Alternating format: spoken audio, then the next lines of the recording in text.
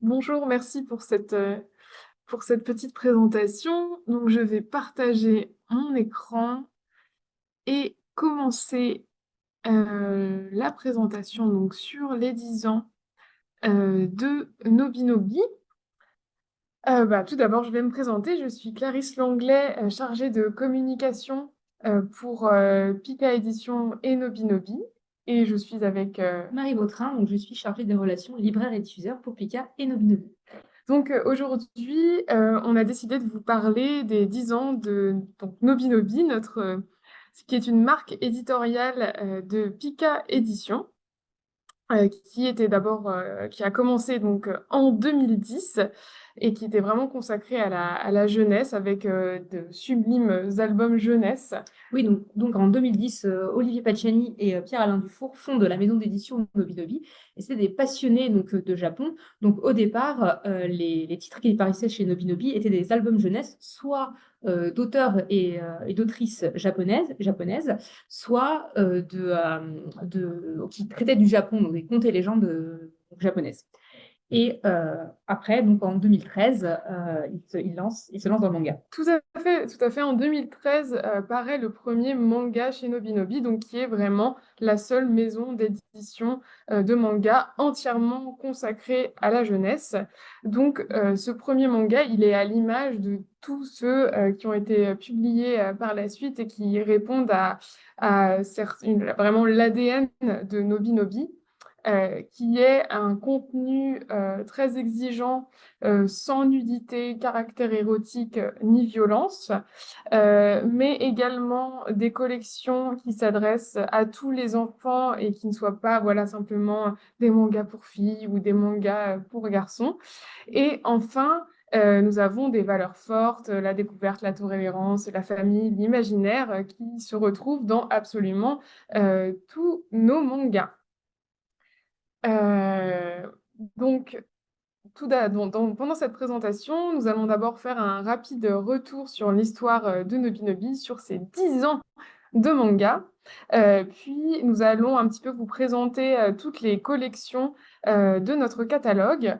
Et enfin, en dernière partie, on va vous donner quelques informations sur nos nouveautés de 2024 qui sont très attendues par le public manga. Je commence donc avec... on a parlé du premier manga en 2013, mais dès 2014, on a un manga, une nouvelle collection qui naît chez Nobinobi, qui est la collection des classiques en manga, qui est une de nos collections signature sur laquelle on va revenir. Donc on voit tout de suite l'orientation un petit peu pédagogique de cette maison d'édition. En 2016, Nobinobi intègre Pika Édition. Et enfin, en 2017, nous avons la naissance de la collection Disney Manga, qui est vraiment le symbole du mariage entre Pika et Nobi, je dirais, parce que en fait, Pika avait publié avant des mangas Disney, mais c'est tout naturellement qu'il passe chez Nobinobi, et nous avons eu la chance de publier ce diptyque sur La Belle et la Bête.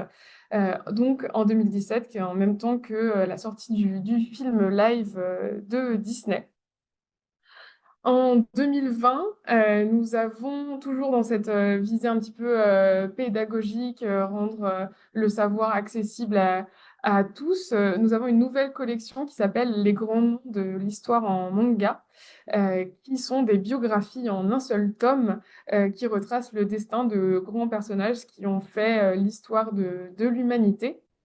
Et qui compte déjà plusieurs tomes et dont on va vous reparler plus tard. Mais 2022, il y a un vrai tournant dans l'histoire de Tout Nobinobi. à fait. Donc 2022, c'est la création donc, de deux nouvelles collections chez Nobinobi.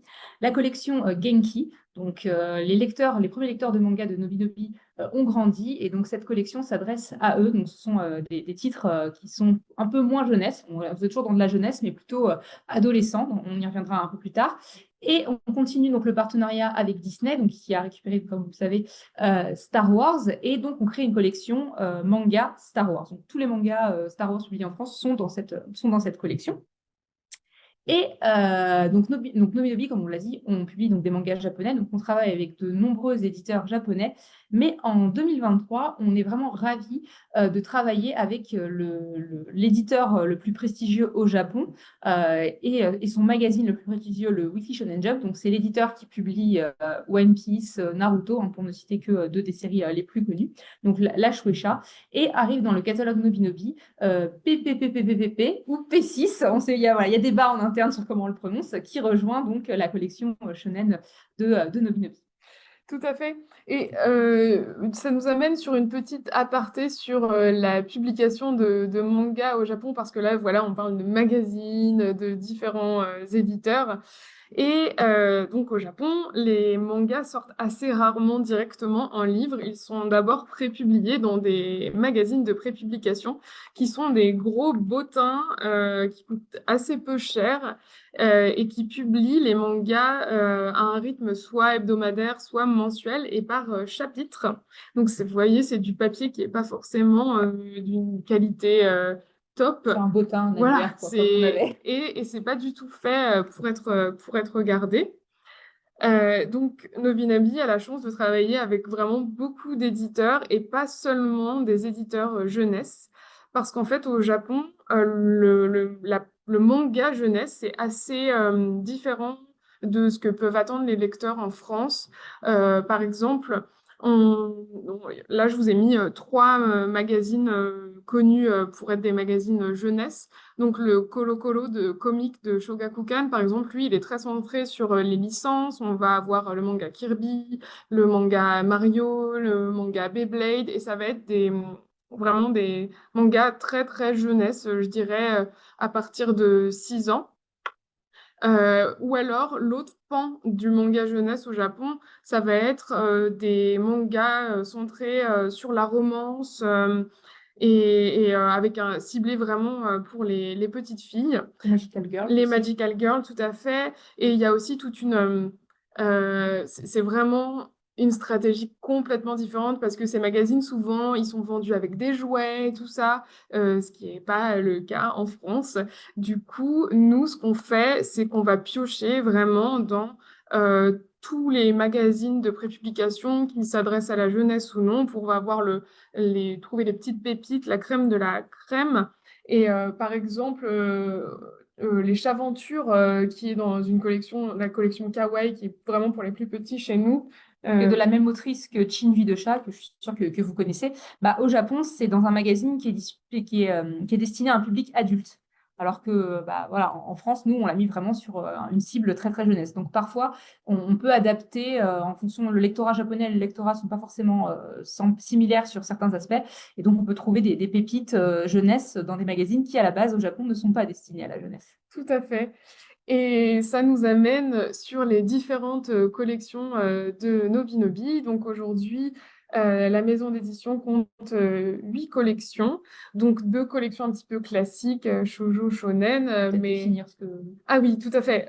Shoujo, ça va être des mangas qui sont plus centrés sur la tranche de vie, la romance, et qui sont au Japon pensés pour un public féminin. Tandis que les mangas shonen vont plus mettre en avant l'action, l'intrigue, les combats, et c'est plutôt destiné au Japon à un public masculin, mais En ça, France, c'est tout à fait, voilà, en France, voilà, c'est vraiment mix. En fait, le public aussi au Japon, c'est que comme c'est publié dans des magazines, enfin, il y a des lignes éditoriales qui aussi correspondent aux publicités, parce que dans ces magazines, il y a des publicités avec des annonceurs, et donc ça leur permet de cibler le type de pub qu'ils vont mettre dans ces magazines. tout à fait. Et après, on sort, pour toutes les autres collections Nobi Nobi, on sort complètement du cadre. Et c'est vraiment des collections qu'on a créées sur mesure avec une vraie volonté éditoriale derrière. Donc, je pense notamment à la collection Kawaii, qui est vraiment la collection signature de Nobi Nobi, parce que déjà, on y a le premier manga publié par Nobinobi qui est Pan Pan Panda, Une vie en douceur, sur lequel je vais revenir. Donc c'est une collection qui n'existait pas en 2013 quand ils ont commencé à publier des mangas. C'est vraiment pour les lecteurs débutants, à partir de 6 ans, c'est des histoires qui mettent en scène des personnages touchants, avec des histoires simples, passionnantes, des chapitres courts, et le graphisme est extrêmement important. Parce que on veut vraiment quelque chose qui soit mignon, mais à la japonaise. Voilà, kawaii, ça veut dire mignon en japonais. Donc là, on a plusieurs titres phares dans cette collection, avec Oui, beaucoup de chats. voilà, oui, voilà, parce que voilà, de toute façon, même pas comme manga, mais le chat plaît en France, hein, donc les titres en général où il y a des chats sont les titres qui fonctionnent. Donc on a Fukuneko, voilà, qui est vraiment un manga coup de cœur craquant où on a des petits êtres à moitié chat, à moitié humains qui portent bonheur sur des humains, même si la thématique de fond peut être un peu plus dramatique, hein. On est sur une petite fille qui a perdu ses parents et qui va retrouver un peu goût à la vie avec ce petit chat l'apparence à moitié une petite fille, à moitié un petit chat. On va avoir, comme Clarisse l'a dit, Les Chaventures de Tai et Mamisu, qui est donc la nouvelle série de l'autrice de Chin Vie de chat, publiée chez un autre éditeur. Et Pan Pan Panda aussi, qui est donc le premier titre de la collection manga du manga Nobi Nobi, et qui bénéficie là d'une nouvelle édition. Tout à fait, tout à fait. Pour célébrer les 10 ans de Nobinobi, on a décidé de faire une nouvelle édition pour Pan Pan Panda, Une vie de douceur, donc qui est un manga totalement en couleur, sans jaquette pour une meilleure prise en main, et qu'on a miroité. Donc miroité, ça veut dire qu'on l'a mis en sens de lecture français. Donc vraiment sur cette collection, il y a un vrai travail éditorial qui est fait. Donc là, par exemple, je pense pour Pan Pan Panda, quand on miroite, en fait, il y a des éléments, donc les éléments se retrouvent à l'envers. Pour Pan Pan, on a demandé à l'autrice si elle était d'accord pour redessiner les kimonos des enfants. Parce que, en fait, au Japon, on porte le kimono d'une certaine manière dans la vie de tous les jours, et s'il est porté à l'envers, ça correspond à un rite funéraire. La fermeture droite ou gauche. Exactement. Du coup, on a vraiment fait très attention à ça, d'autant que le titre est vraiment hyper qualitatif sur tout ce qui est mode de vie japonais, Culture japonaise. culture japonaise. Donc, c'est vraiment idéal pour les premiers lecteurs. C'est des chapitres courts, donc on peut s'arrêter au milieu, il n'y a pas de souci, on pourra reprendre le lendemain. C'est vraiment adorable. Et quand je parlais de travail éditorial, juste petit aparté sur Tai et Mamisu dont on a parlé, c'est un manga qui paraît en noir et blanc au Japon, que nous, on fait entièrement coloriser pour le public français, parce qu'on sait que les petits-enfants en France, ils aiment lire en couleur. Et on a aussi des petits paper toys à la fin. Donc là, c'est pas le cas pour Pan Pan, qui était déjà en couleur et qui est, vous voyez, absolument craquant. Et on a par contre des fiches explicatives sur la culture japonaise à la fin. Voilà. Et on a adapté, comme c'est pour aussi un titre pour un public jeunesse, on a adapté donc, la fabrication. Donc on est sur un titre broché à rabat, donc pas de jaquette. Donc voilà, pour facilement manipulable par un enfant. Ce qui est aussi le cas d'un nouveau titre de la même autrice qu'on est hyper heureux de publier, qui s'appelle Les petits encas de Monsieur Matcha. Donc là aussi, c'est dès 6 ans. Et voilà, c'est dans la même veine que Pan Pan. Pan Pan Panda, Une vie en douceur. C'est un monsieur chat qui tient un café et qui, tous les jours, reçoit une petite fille dans son café qui vient attendre sa maman. Cette petite fille, elle s'appelle Camille. Et tous les jours, il va lui proposer une recette différente, parce que parfois Camille elle est un petit peu fatiguée, alors il faut lui donner un petit remontant, un petit peu de sucre, tout ça. Et c'est en fonction des saisons de l'année, c'est vraiment adorable.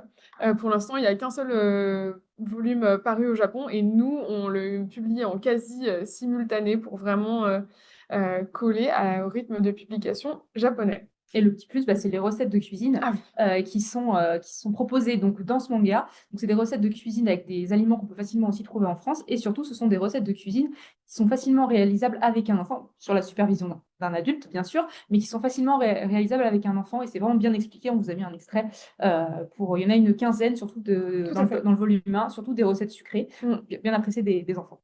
Tout à fait. On continue donc dans les collections signatures de Nobinobi. Nous avons les classiques en manga, donc on l'a vu dès 2014, un an après le premier manga, un premier classique en manga qui était La Petite Princesse Sarah. Aujourd'hui, on a 31 tomes uniques de classiques de la littérature du monde entier. C'est pas que de la littérature française, hein. Et donc, c'est des histoires en un seul volume qui ressemble à ça.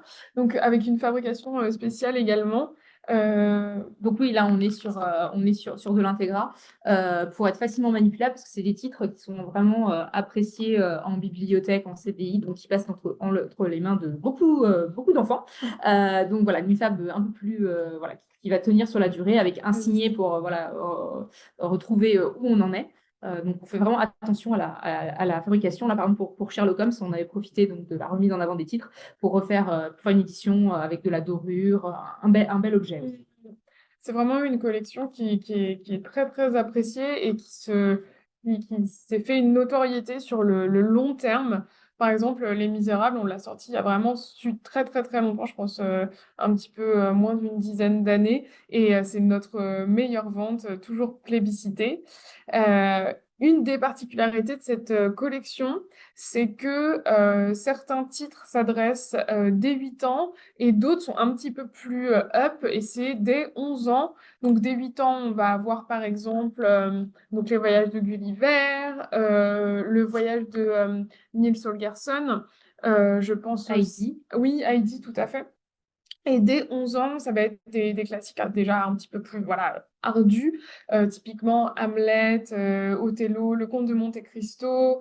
euh, et à chaque fois, pour cela, on fait très attention si on le peut avoir le texte intégral pour vraiment coller le plus au classique en question.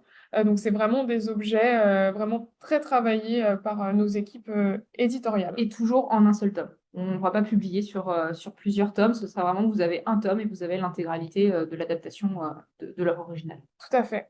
Côté pédagogie, on a la collection Les Grands Noms de l'histoire en manga dont je vous ai parlé tout à l'heure.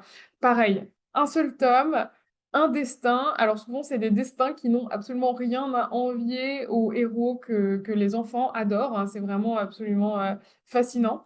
On a fait attention à prendre des personnes qui viennent du monde entier, pas que de la France, à avoir une parité. On a des hommes, on a des femmes, on a des gens de toutes les époques. C'est vraiment une vraie initiation à l'histoire. Et donc, on a déjà 14 tomes parus. Pareillement, la fabrication. Pareillement, ouais. Donc, la fabrication, voilà, c'est aussi un titre qui est à destination donc, des bibliothèques. Donc là, on a gardé une jaquette, mais on a fait une couverture intégralement en couleur. Donc si jamais la jaquette disparaît ou est abîmée au bout d'un certain nombre de prêts, bah, le livre peut continuer à être proposé et être attractif sans la jaquette. Oui, parce que d'habitude, les couvertures Oui. intérieures sont en noir et blanc. Voilà.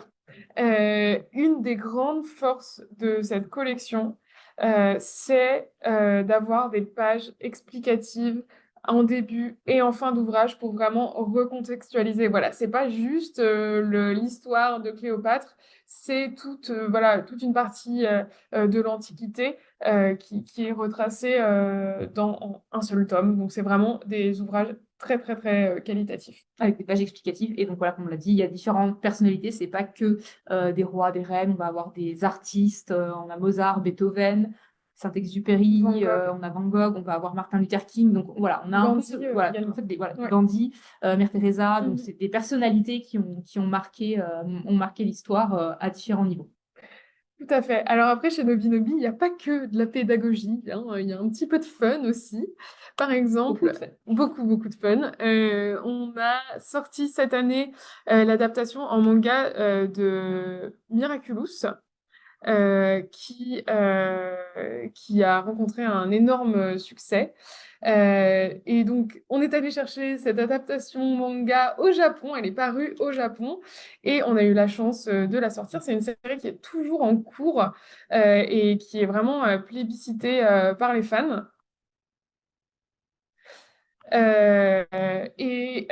Donc, parce qu'elle est vraiment très Oui, fidèle. elle est vraiment très fidèle au dessin animé d'origine.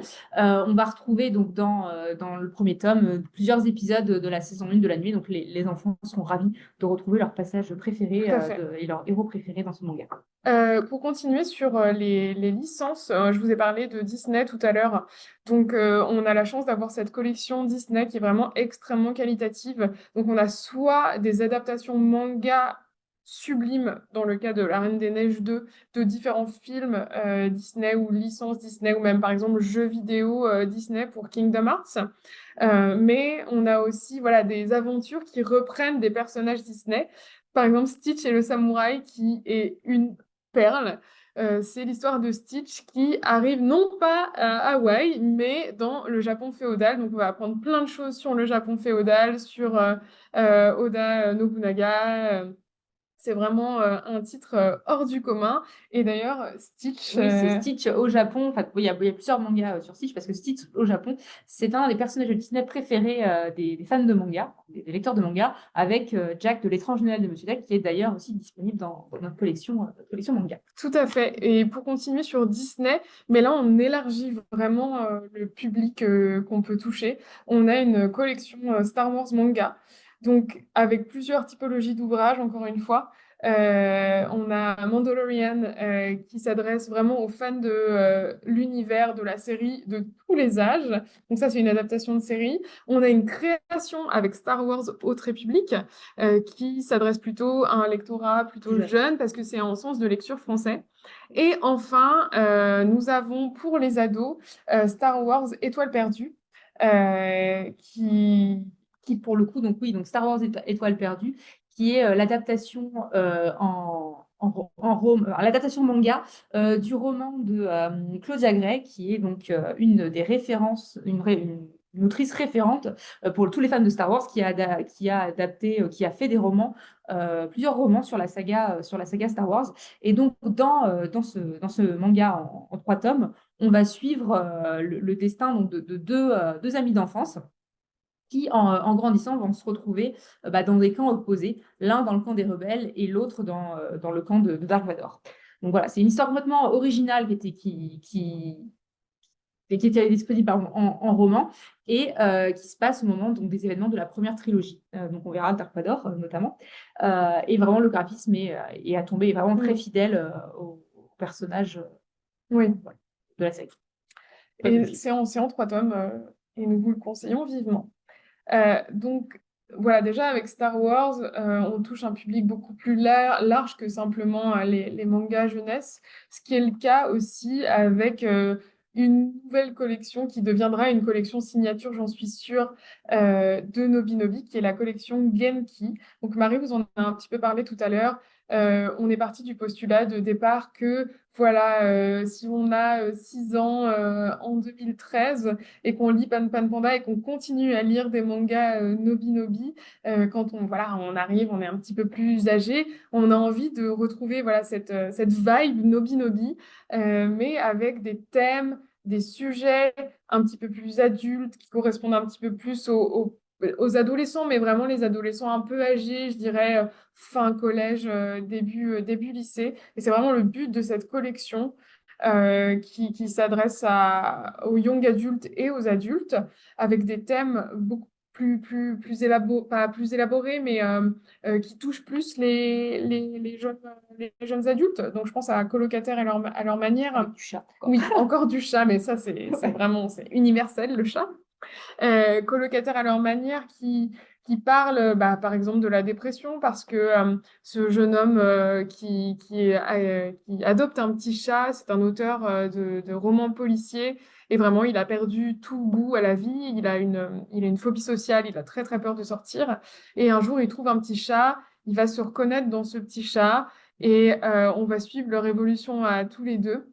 Et ce petit chat va l'obliger à Oui, communiquer avec, parce que ce petit chat a des besoins, donc il faut qu'il aille dans une animalerie pour acheter des croquettes pour le petit chat, donc il va être obligé de parler à des gens. parler à la vendeuse. Voilà, parler à la vendeuse. Voilà, donc de retrouver une vie un peu sociale Tout à grâce fait. à ce petit chat. Tout à fait. Et donc, c'est vraiment, il y a des passages un peu tragiques parce qu'on en apprend plus sur à la fois l'histoire de ce jeune homme et l'histoire du chat. Mais c'est toujours très mignon, très drôle. Euh, Et donc, ça s'adresse à un public un petit peu plus âgé que les autres collections, à partir de 14 ans. Il y a aussi une exigence graphique et l'idée que le manga est un moyen d'évasion avec cette collection. Donc, je pense à Blissful Land, qui est un manga en 5 tomes absolument sublime, qui suit un jeune médecin tibétain sur plusieurs tomes, voilà, il s'en va, il fait des voyages pour trouver des herbes médicinales, tout ça. C'est sublime, c'est vraiment un voyage au Tibet à moindre coût, Blissful Land. Et enfin, un petit peu le clou, le fer de lance de cette collection, c'est Orimiya. Donc oui, Horimiya, qui est sorti donc, en 2022, qui a été un carton à son lancement, qui s'est classé dès la première année dans le top 50 des meilleures ventes manga en 2022. Donc c'est la série de Hiro et Izuki Agiwara. Donc c'est pas vraiment on l'a mis en Genki parce que c'est pas vraiment un shonen, c'est pas vraiment un shoujo. Elle n'avait pas trop d'étiquettes, donc cette collection, elle est vraiment parfaite. Donc c'est une série qu'on conseille dès 14 ans parce que les personnages principaux sont des lycéens. Donc là, on est vraiment sur une comédie romantique. On suit Ori, qui a l'air d'être la fille populaire, à la pointe de la mode, mais il s'avère qu'en fait, dans son temps personnel, bah, elle est proche de sa famille, elle aime faire la cuisine, s'occuper de son petit frère. On a Miyamura, qui a le look du délégué de classe, de l'intello de service, on peut dire. Mais en fait, non, il est nul en cours et il cache un secret, c'est qu'il a des piercings et des tatouages. Et bah, ces deux héros vont bah, découvrir chacun le secret de l'autre et ils vont se rapprocher jusqu'à débuter une romance, ça on le sait dès le début. Donc on est vraiment sur cette série qui a un message positif, ne pas se fier aux apparences, et autour d'eux vont aussi graviter d'autres personnages, tous avec des caractères différents les uns des autres de la classe, donc leurs amis. Donc chaque adolescent pourra se retrouver dans un de ces personnages. Tout à fait. Et c'est vraiment, en plus, on a eu l'honneur de recevoir l'autrice à Japan Expo. C'est vraiment notre série chouchou. Une série positive, Voilà. une bonne humeur, une dose de bonne humeur. Exactement. Mais bon, c'est aussi le cas avec les mangas de la collection Nobi Nobi Shoujo. Donc voilà, ça c'est. Nous, on a voulu une collection qui soit à la fois avec donc de la tranche de vie, de la romance, mais il y a aussi beaucoup d'action, c'est des magical girls, c'est du fantastique et aussi de la fantasy, du féerique avec les fées, le roi dragon et moi en chat, c'est vraiment des shoujo pour s'évader. Et on a une autre collection qui est souvent assez connue, Nobi Nobi Shonen. Donc là, voilà, de l'action, mais encore un petit peu de mélange des genres, de la tranche de vie, comme avec quand Takagi me taquine, qui est une sublime série sur deux collégiens qui apprennent à se connaître. Mais après, on va avoir des choses un petit peu plus classiques, mais toujours aussi réjouissantes, comme Iruma à l'école des démons, qui parle d'un petit garçon transporté dans l'univers des démons et qui va se fixer comme objectif, bon, déjà, de survivre et de devenir le roi des démons, hein, rien que ça. Il y a un animé qui est en cours et la série est également toujours en cours et voilà, on ne s'en lasse pas. Une galerie de personnages, tous plus loufoques les uns que les autres, plein d'humour, plein d'action.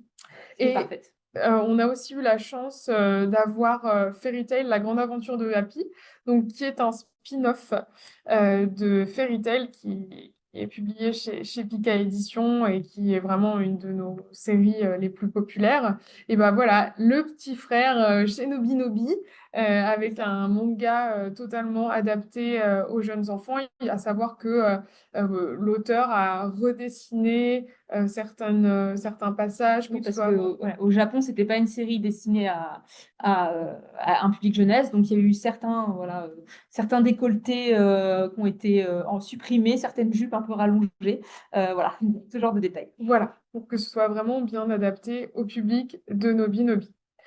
Et bien, je pense qu'on a fait le tour de toutes les collections. Du coup, on va vous parler de 2024 et de vraiment deux titres absolument magnifiques. Et je commence avec le 7 février, Médaliste, qui est un shonen et qui... c'est un shonen? Non, c'est un seinen. C'est un seinen? Oui, c'est dans le magazine de... Ouais. Ah oui, c'est dans l'Afternoon, oui, qui est un magazine vraiment extrêmement Le magazine de l'Atelier des Sorciers de Blue Period, voilà, pour ne citer que ces deux-là. qualitatif et vraiment l'intérieur est absolument sublime. C'est un manga qui se déroule dans l'univers du patinage artistique. Ah, petite pause, peut-être pour répondre à la question de Claire sur quel âge la grande aventure de Happy. À partir de 6 ans, pour le coup, c'est assez facile à lire et justement, qu'on a enlevé tout ce qui pouvait être un peu touchy, à partir de 6 ans, c'est parfait. Voilà. Je reprends sur Médalis qui se passe dans l'univers du patinage artistique, dont au Japon, le patinage artistique, on prend ça extrêmement au sérieux. Et donc, on va suivre deux losers magnifiques qui vont se retrouver autour d'une passion commune. Donc, d'un côté, on a Inori, qui est la petite fille que vous voyez en couverture, qui rêve de devenir patineuse artistique, mais voilà, ses parents ne sont pas forcément d'accord. Ça va prendre du temps. Elle est... Et puis elle a 11 ans. Et au Japon, Oui, pour être champion, il faut commencer à 5 ans. Il y avait ça aussi. voilà. Quant à son coach, qui s'appelle Tsukasa, que vous voyez également en couverture, lui, il a également commencé le patinage artistique très tard. Donc, ils sont arrivés tous les deux en retard et pourtant, ils vont essayer d'aller le plus haut possible. C'est un manga qui est extrêmement drôle. Les personnages sont hauts en couleur. Les différents patineurs artistiques, l'héroïne aussi, elle est vraiment super mignonne, à la fois mignonne et très drôle, très touchante dans sa volonté d'aller le plus haut possible. Et voilà, les deux vont s'associer pour essayer d'aller jusqu'au sommet du patinage artistique et ce n'est pas gagné. Et ce qu'il faut dire, c'est que la série, elle est très réaliste et très documentée. Donc, il n'y a pas besoin de connaître le patinage artistique ou d'être calé sur les différentes figures à réaliser, parce qu'ils vont faire des chorés et Mm. autres. Il y a vraiment des notes qui s'insèrent vraiment bien dans le manga. Donc, on peut tout comprendre et on apprend justement les termes du patinage de manière très sympa avec ce manga. Voilà, il y a 9 volumes en cours au Japon. Dans un tout autre style, un de nos enjeux de 2024, et on reste dans la veine Disney, c'est Twisted Wonderland, qui est très très attendu. Oui, voilà, on l'a annoncé il y a peu là, et les réactions ont été vraiment dithyrambiques sur la série. Enfin, les gens sont ravis que cette licence arrive enfin en France. Donc, je parle de licence parce qu'à l'origine, Twisted Wonderland, c'est un jeu pour smartphone qui est paru au Japon en 2020. Donc, il y a eu vraiment des millions d'utilisateurs de ce jeu et plus d'1 million le jour du lancement. Le Chara Design vous parle peut-être. Donc, c'est Yana Toboso, l'autrice de Black Butler, qui avait fait donc le Chara Design des personnages du jeu et qui était à l'origine du scénario. Et pour cette adaptation manga, elle a continué à faire le Chara Design des différents personnages. Ce n'est pas elle qui décide l'intérieur du manga, ni qui fait le scénario. Il y a eu d'autres auteurs, mais elle a gardé donc le Chara Design. Et donc, dans ce manga, on suit Yuken, qui est un jeune garçon de notre monde, qui, en rentrant de son entraînement de kendo, se fait percuter par une calèche. Je ne sais pas d'où sort cette calèche, et qui va se retrouver donc propulsé dans un monde inconnu, Twisted Wonderland, et notamment devant les portes d'une université de magie, Night Raven, qui est composée donc de 7 dortoirs. Chacun des dortoirs est à l'effigie d'un méchant Disney, hein, Scar, la Ursula de La Petite Sirène, Maléfique, Hadès de Hercule et la Reine Rouge de Alice au Pays des Merveilles. Et donc, il va se retrouver là. Et la question, c'est le grand mystère, c'est pourquoi il est là et comment rentrer chez lui. Et il va croiser donc différents personnages plus loufoques les uns que les autres. Et il y a énormément donc de clins d'œil aux méchants Disney. Les méchants Disney en littérature, ils cartonnent, même pas qu'en littérature. Donc là, les fans seront ravis de retrouver leurs méchants Disney dans cette adaptation manga.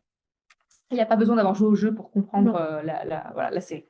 Tout à fait. Donc, c'est un premier arc qui est en 4 tomes et qui est centré autour de la Reine de Cœur, donc qui est vraiment un Disney qui est ultra populaire, donc autour de Alice au pays des merveilles. Et ça, c'est le 6 mars 2024. Et vu le succès au Japon, il y a déjà donc deux spin-offs, deux autres dortoirs qui font l'objet donc, chacun d'une série. Le dortoir à l'effigie de Scar et de Ursula de la petite sirène. Tout à fait. Eh bien, merci à tous pour votre attention et nous restons voilà, Disponible si vous avez des questions. pour toutes vos questions.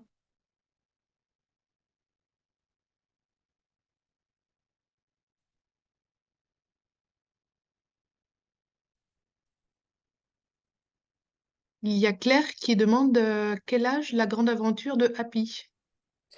Oui, tout à fait.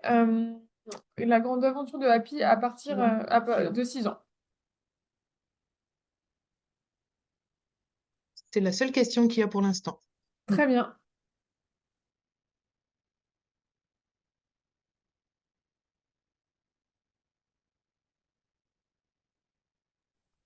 Est-ce que vous allez être présente sur le salon? Si oui, à quel stand?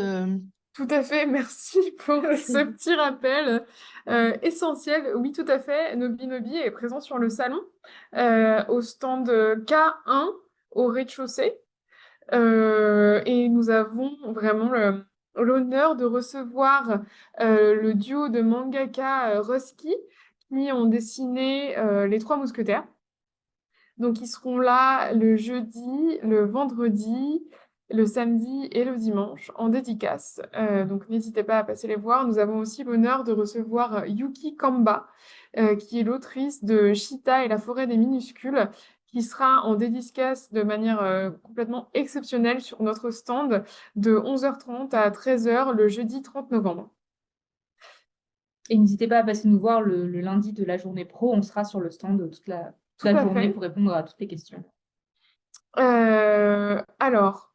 Oui, et nous aurons d'ailleurs un catalogue pédagogique disponible sur le stand le lundi. Alors, d'autres sorties prévues en 2024? Oui, on a pas mal de choses et malheureusement, on peut pas en parler parce que voilà, tout ça doit être préparé et pour l'instant, on peut vous parler que de Médaliste et Twisted Wonderland. Concernant les tranches d'âge pour Médaliste et Twisted, il me semble que... Oui, bah, Médaliste, oui, comme Oui. Médaliste dans la collection, et dans la collection Shonen, à partir de 11 ans, c'est tout à fait, enfin, comme l'âge de l'héroïne, à partir de 11 ans, c'est vraiment, c'est lisible sans souci, hein, parce qu'il y a des notes, donc tout va bien. Et Twisted Wonderland, il n'y a rien de, enfin, on est chez Disney, hein. Donc, c'est, voilà, je pense que 11 ans aussi, c'est bien. Il y aura rien de tendancieux. C'est pas parce que c'est la chara design de Black Butler qui pourrait, justement, se dire que potentiellement, il pourrait y avoir du contenu un peu plus dur. Là, on est vraiment chez Disney, donc il n'y a rien de tendancieux. Et pour le catalogue pédagogique, oui, pourquoi pas. Le mieux, c'est de m'envoyer un mail. Donc, je vous invite à contacter les organisateurs du webinaire qui pourront vous transmettre mon mail. Des collections finies avec de mangas pour s'évader. Blissful Land, Oui. série, oui, Blissful Land, comme on en a parlé, quand Clarisse en a parlé tout à l'heure, qui parle du Tibet. Après, je remets là, pour le coup, celle-ci, vraiment chez Nobinobi, c'est vraiment la plus dépaysante de notre catalogue. Et c'est en 5 tomes.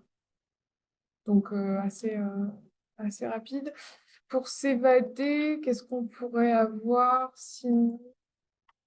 Il y a Hétérogénia Linguistico dans la même collection. Alors là, on s'évade, mais de manière un petit peu fantastique, parce que en gros, on suit un linguiste qui étudie tout un tas de langues étranges, mais par exemple, ça va être la langue des poulpes ou des choses comme ça, dans un univers complètement merveilleux. Donc, c'est un jeune homme qui va se balader de contrée en contrée pour étudier différentes langues imaginaires, vraiment hétérogénéal linguistico, extrêmement qualitatif et parfait pour s'évader, je vous le conseille. Et oui, nous aussi, on sera triste quand Orimiya sera fini, parce que c'est vraiment une super série qui sera en 17 tomes. Mais normalement, pas l'annoncer encore tout de suite, mais on devrait avoir une série qui prendrait la relève un peu d'Orimiya sur la fin d'année 2024. Et on en parlera Voilà, un peu plus tard. restez connectés. Il y a Sahara qui peut être un Ah peu oui, s'évader aussi. tout à fait. Sahara, le samouraï aux fleurs, qui est un one-shot. Tu veux le présenter, Marie? Bah, voilà, on est dans un monde où en fait la terre est recouverte de sable et donc on a un samouraï du nom de Sahara, tout simplement le titre, qui erre et il cherche à atteindre une vallée où devrait y avoir l'arbre. Il va rencontrer une jeune fille, pardon, qui cherche une vallée où la légende dit qu'il y aurait l'arbre monde qui pourrait, où des plantes existent encore. Donc Sahara, le samouraï aux fleurs. Donc c'est un one-shot chez Nobinobi. Le dessin aussi est très beau et ça, on a vraiment des magnifiques paysages. Et c'est en un seul tome. Ah, donc visiblement, quelqu'un connaît dans le, dans le chat. Ah, oui, oui, tout à fait. Il y a une thématique Oui. écologique, sachant que bah, c'est pas non plus l'écologie, c'est pas une thématique qui est extrêmement répandue en manga. C'est pour ça qu'on était vraiment très très content de l'avoir. C'est une thématique assez présente dans les Miyazaki, mais en manga, j'ai assez vraiment c'est pas très très courant. Donc oui. Et oui, n'hésitez pas à nous écrire si vous souhaitez, voilà, vous voulez faire une collection, vous cherchez des livres sur une thématique. Nous, on est là pour ça, pour répondre à vos questions, vous conseiller les livres les plus adaptés. Donc via le formulaire de contact, par exemple, ou sur les réseaux sociaux.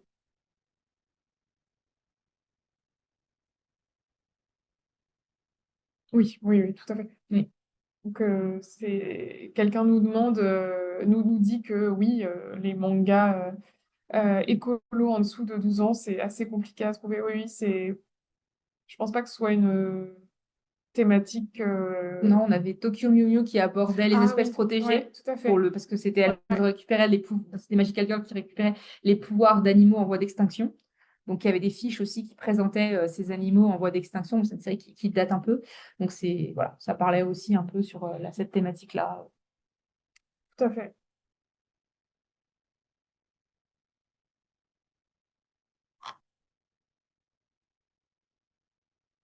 Bon, on arrive au terme de ce webinaire. S'il n'y a plus d'autres questions, vous avez peut-être des coordonnées à transmettre, une adresse mail si besoin de vous contacter Tout ou à un fait. espace, un site internet peut-être à Oui. communiquer Bah, pour les le personnes. mieux, c'est vraiment d'aller sur le site .fr.